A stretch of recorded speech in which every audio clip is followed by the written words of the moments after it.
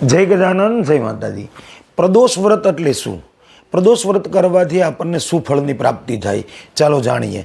જાણતા પહેલાં કમેન્ટની અંદર જય માતાજી જરૂરથી લખી દેજો। આ વિડીયોને શેર કરવાનું ભૂલતા નહીં। દરેક મહિનાના કૃષ્ણ પક્ષની જે ત્રયોદશી આવે તેમાં પ્રદોષ વ્રત આવે છે। પ્રદોષ વ્રત એટલે ભગવાન મહાદેવનું વ્રત છે।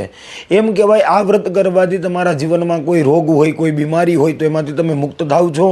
તમારી દરેક મનોકામના પણ પૂર્ણ થાય છે। તમારા ધાર્યા કામ સિદ્ધ થાય છે। ભગવાન મહાદેવની વિશેષ કૃપા અને પ્રસન્નતા તમને પ્રાપ્ત થાય છે।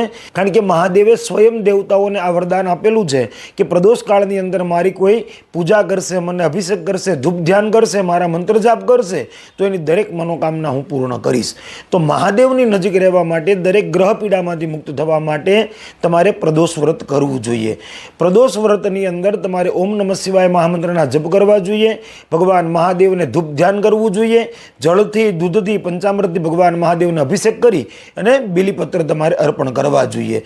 પ્રદોષ વ્રતમાં તમે જેટલું પણ થાય એટલું મંત્ર જાપ કરો છો ભગવાન મહાદેવના, તો તમારા દરેક દુઃખ દૂર થશે અને મહાદેવની પરમ કૃપા તમને પ્રાપ્ત થશે। તો પ્રદોષ વ્રત જરૂરથી કરજો। જય ગજાનન, જય માતાજી।